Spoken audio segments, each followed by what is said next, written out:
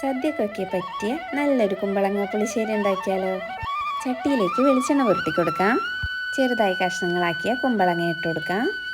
കൂടെ പച്ചമുളകും കറിവേപ്പിലയും മഞ്ഞൾപ്പൊടിയും ഉപ്പും കൂടി ചേർത്ത് കൊടുക്കാം. ഇനി ആവശ്യത്തിന് വെള്ളവും ചേർത്ത് അടച്ചു വെച്ച് വേവിച്ചെടുക്കാം.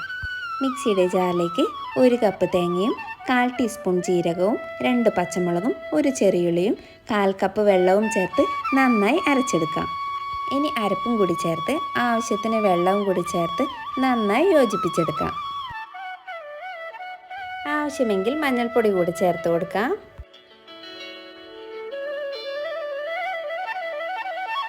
ഇനി തിളച്ച് വരുമ്പോൾ സ്റ്റവ് ഓഫ് ചെയ്ത് പുളിക്കാവശ്യമായ തൈരും കൂടി ചേർത്ത് കൈവിടാതെ ഇളക്കി യോജിപ്പിച്ചെടുക്കാം.